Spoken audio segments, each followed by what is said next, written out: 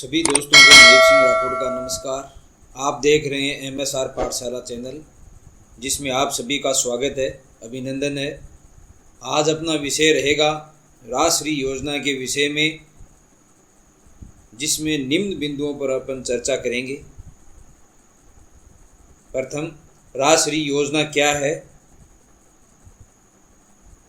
और उसके बाद में कौन कौन हैं इसके पात्र। और थर्ड नंबर बिंदु होगा आवश्यक संलग्न दस्तावेज व आवेदन फार्म कैसे होंगे। और उसके बाद ऑनलाइन कैसे होगा, शाला दर्पण से स्कूल स्तर पे इसमें आवेदन और लॉक कैसे होगा। इस संपूर्ण प्रक्रिया को अपन ऑनलाइन देखेंगे। और उसके बाद अंतिम PO द्वारा ऑनलाइन वेरिफिकेशन कैसे होगा और कैसे इसको लॉक किया जाएगा। इस प्रकार इन 5 बिंदुओं जैसे सभी महत्वपूर्ण समस्याओं के निराकरण के साथ मैं उपस्थित हूँ। तो चलते हैं सबसे पहले आदेश की ओर, जो कि आदेश के बारे में थोड़ी सी अपन ज्ञान ले लेते हैं। उसके बाद अपन ऑनलाइन शाला दर्पण पे देखेंगे कि कैसे कार्य होता है। तो दोस्तों, ये आदेश है जो आपको कंप्यूटर स्क्रीन पे दिखाई दे रहा है। ये आदेश अपने कार्यालय निदेशक माध्यमिक शिक्षा बीकानेर का है। इसमें लिख रखा है, राजकीय विद्यालयों में कक्षा 1, 6, 10 में प्रवेश के उपरांत तथा कक्षा 12 उत्तीर्ण करने वाली बालिकाओं के लिए तृतीय एवं पश्चातवर्ती किस्तों के भुगतान हेतु विस्तृत दिशा निर्देश। यानी कहने का अर्थ है कि जो भी बालिकाएं हैं वो जो कक्षा प्रथम में प्रवेश करती है उसके लिए, और जब वो कक्षा 6 में आ जाती है तब, और कक्षा 10 में आने के बाद और 12th करने के बाद, यानी ये 4 किस्तें बालिकाओं को मिलती है। और 2 प्रथम व द्वितीय 2 किस्तें वो उनको चिकित्सा विभाग द्वारा ही दी जाती है। तो ये जो प्रथम कक्षा में जो प्रवेश करती हैं वो तृतीय किस्त होती हैं। ये तृतीय किस्त दोस्तों तभी मिलती है जब वो दोनों प्रथम व द्वितीय किस्त का लाभ बालिका ले चुकी होती है। तो इस बात का ध्यान रखें। मैं सभी बिंदु स्टेप बाय स्टेप आपको प्रत्येक चीज़ में समझाऊंगा यहाँ पर आगे। तो सबसे पहले चलते हैं योजना के परिचय के बाद में। दोस्तों, क्या है योजना? तो जैसे आपको दिखाई दे रहा है, राज्य की बालिकाओं के प्रति समाज में सकारात्मक सोच विकसित करने और उनके स्वास्थ्य एवं शैक्षणिक स्तर में सुधार के लिए मुख्यमंत्री राजश्री योजना लागू की गई है। इस योजना के तहत ये महत्वपूर्ण है दोस्तों, अब 1 जून 2016, ये चीज़ महत्वपूर्ण है कि 1 जून 2016 के बाद, इसमें 1 जून 2016 के बाद जो बालिकाएं जन्मी हैं, 1 जून 2016 या उसके बाद जन्म लेने वाली बालिकाओं के अभिभावकों एवं संरक्षण को तृतीय किस्त के रूप में प्रलाभ दिया जाएगा। यानी उन्हीं बालिकाओं को ये लाभ दिया जाएगा जिनका जन्म या तो 1 जून 2016 को हुआ है या उसके बाद हुआ है।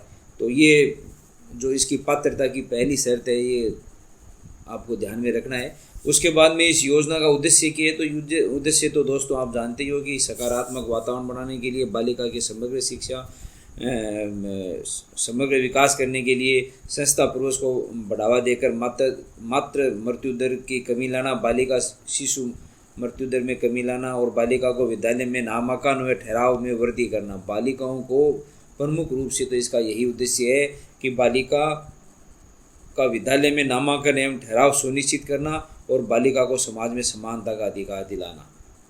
उसके बाद में योजना का उद्देश्य के बाद में थर्ड बिंदु आता है दोस्तों, योजना के अंतर्गत दे लाभ, कि योजना के अंतर्गत क्या क्या लाभ है। तो इस योजना के अंतर्गत चूंकि प्रथम व द्वितीय किस्त तो चिकित्सा विभाग द्वारा दे दी जाती है, लेकिन तृतीय किस्त तभी बालिका को दी जाती है जब बालिका आगे पढ़ाई करे, यानी अध्ययनरत हो। तो ये इसीलिए गवर्नमेंट ने रखा है ताकि बालिका का विद्यालय में उनको मतलब शिक्षा प्राप्त कर सके और नामांकन बालिकाओं का विद्यालय में बढ़ सके, वह ठहराव हो सके। तो इसीलिए कुल जो आगे की जो है, जैसे इसमें लिख रखा है, प्रत्येक लाभार्थी बालिका के माता पिता संरक्षण के योजना अनुसार तृतीय की एवं पश्चातवर्ती किस्तों द्वारा कुल राशि रुपये 45,000 अधिकतम का भुगतान निम्नानुसार किया जाएगा। यानी 45,000 रुपये तो स्कूल में आने के बाद दिए जाएंगे, उससे पहले 5-5 हज़ार रुपये की 2 किस्तें हैं वो चिकित्सा विभाग द्वारा दे दी जाती है।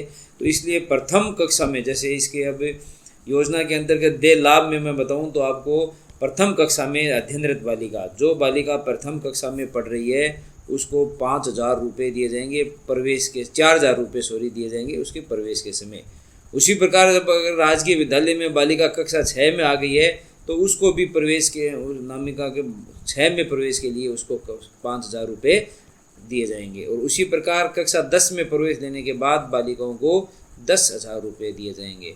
और कक्षा 12 अगर बालिका उत्तीर्ण कर चुकी है तो उसको 25,000 रुपये की राशि दी जाएगी। तो ये जो है दे लाभ है कि टोटल लाभ है वो 45,000 रुपये का दिया जाएगा। और उसके बाद में अगर आगे देखें पात्रता की शर्तें, तो ये महत्वपूर्ण है कि कौन बालिका पात्र होगी इसमें। तो ये मैंने आपको पहले ही बताया कि जो 1 जून 2016 या उसके पश्चात जिसने जन्म लिया है वो बालिका ही इसमें पात्र होगी। दूसरा है कि तृतीय एवं पश्चातवर्ती किस्तों के लिए ऐसी बालिकाओं को ही लाभ का पात्र लाभ मिलेगा जिन्होंने मुख्यमंत्री राष्ट्रीय योजना में प्रथम व द्वितीय किस्त का परिलाभ प्राप्त किया है। दोस्तों ये थोड़ा सा ध्यान देखना इस नियम में कि तृतीय किस्त का लाभ उसी को मिलेगा जो कि चिकित्सा विभाग से जिसने प्रथम व द्वितीय का लाभ ले लिया है।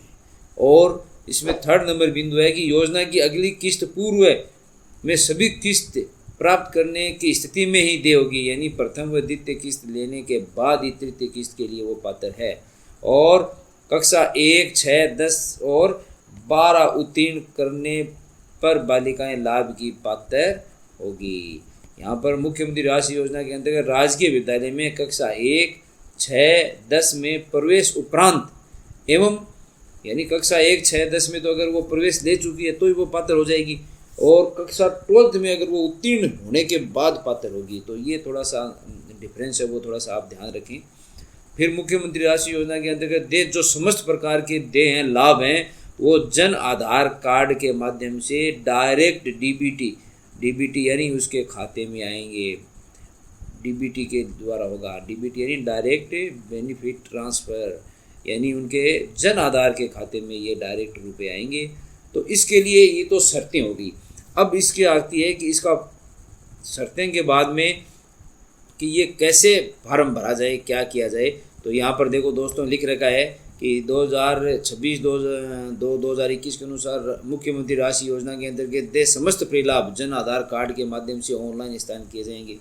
और बाकी मैंने आपको यहाँ पर ये समझा दिया है। फिर अगर इसको अपन ज़्यादा चर्चा करें तो इनकी ये तृतीय एवं पश्चातवर्ती किस्तों की भुगतान दरें तो इस टेबल में जैसे समझा रखा है कि छात्रा अगर क्लास प्रथम में आएगी तो तृतीय किस्त में कक्षा प्रथम में प्रवेश पर उसको 4,000 रुपये मिलेंगे, कक्षा 6 में प्रवेश पर उसको 5,000 रुपये मिलेंगे, कक्षा 10 में प्रवेश पर उसको 11,000 मिलेंगे और कक्षा 12 उत्तीर्ण करने पर, यहाँ ये थोड़ा सा अंतर है देखना इस पर, उत्तीर्ण करने पर 25,000 रुपये मिलेंगे। उसके बाद दोस्तों आगे चलते हैं अपन कि इसमें क्या क्या दस्तावेजों की आवश्यकता है। ये प्रमुख है चीज़ें कि अब अपने योजना के बारे में जान चुके हैं, क्या उद्देश्य है उसका ये अपन जान चुके हैं और उसमें कौन कौन पात्र होंगे ये अपन देख चुके हैं। तो अब दस्तावेज क्या क्या होंगे। तो सबसे पहला प्रमुख दस्तावेज होगा बिंदु number 1 pregnancy child trekking and health service management system ID, यानी जिसको शॉर्ट में कहते हैं PCTC ID।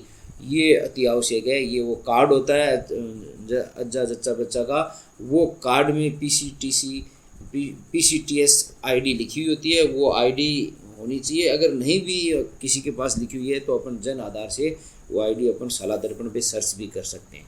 और 2 संतान संबंधी स्वयं घोषणा पत्र संलग्न होना चाहिए, यानी 2। यहाँ पर दोस्तों मैं एक बात और बता देना चाहता हूँ कि 2 जीवित संतानों पर ही ये लाभ प्राप्त होता है। अगर 2 से अधिक संतान हो गई तो तीसरी संतान को राष्ट्रीय आयोजन ये छात्रवृत्ति का लाभ नहीं मिलेगा। तो 2 जीवित संतान तक की ये लाभ दे है। अगर किसी के 3 संतान है तो फिर इसके बाद में ये राष्ट्रीय का लाभ तीसरी संतान को नहीं मिलता है। और माता पिता के जीवित ना होने की स्थिति में माता पिता के मृत्यु प्रमाण पत्र की संरक्षण द्वारा प्रमाणित प्रति लगानी पड़ेगी कि माता पिता जीवित नहीं है, ये इसकी प्रति भी लगानी पड़ेगी। अगर जीवित नहीं है तो मृत्यु प्रमाण पत्र लगाना पड़ेगा। चौथा है दस्तावेज प्रमुख है जन आधार कार्ड की 6 प्रति, क्योंकि जन आधार कार्ड में ही जो खाते में DBT डायरेक्ट रुपए हैं वो जन आधार कार्ड में आने। तो ये 4 चीज़ें लेनी बहुत महत्वपूर्ण है। पहले तो PCTS ID कार्ड है वो, फिर 2 संतानों संबंधी घोषणा पत्र और फिर माता पिता के जीवित न होने पर ना होने की स्थिति में मृत्यु प्रमाण पत्र, और चौथा जन आधार कार्ड। ये चारों चीज़ें लेनी अति आवश्यक है दोस्तों। उसके बाद में अपना चौथा बिंदु है कि ऑनलाइन कैसे होगा शाला दर्पण से स्कूल स्तर से इसका आवेदन कैसे होगा, आवेदन फार्म कैसे भरा जाएगा। और इसके लिए मैं थोड़ा बहुत आपको ये भी बता दूं कि इसमें कौन कौन से प्रमुख रूप से दस्तावेज आवेदन के साथ में लेने हैं, जो कि मतलब ये किस्तें तभी अपने को देनी है जब उसके माता पिता अभिभावक अपने को आवेदन फार्म के साथ ये चारों के चारों डॉक्यूमेंट उपलब्ध कराएंगे। कक्षा 1 में प्रवेश करते समय बच्ची के अभिभावकों द्वारा अपने को ये आवेदन फार्म और चारों डॉक्यूमेंट है जो संलग्न दस्तावेज हैं वो देने पड़ेंगे। उसी प्रकार बच्ची जब कक्षा 6 में आ जाए तब ये चारों आवेदन पत्र और ये चारों दस्तावेजों की कॉपी है वो अपने को कक्षा 6 में बच्ची आ जाए तब वो आवेदन फॉर्म भर के देना है। फिर 10 में आ जाए तो आवेदन फॉर्म भर के देना है, और 12th उत्तीर्ण होने पर भी वो आवेदन फॉर्म भर के वो अपने को संस्था प्रधान को या प्रभारी को, जो प्रभारी है उसको देंगे, तो वो प्रभारी है वो ऑनलाइन इसको शाला दर्पण से ऑनलाइन करेंगे। तो इस प्रकार की ये प्रक्रिया रहेगी। अब वो आवेदन पत्र कैसा होगा, क्या होगा, उसको भी मैं आपको थोड़ा सा दिखा देता हूँ कि आवेदन पत्र इसमें कैसा है।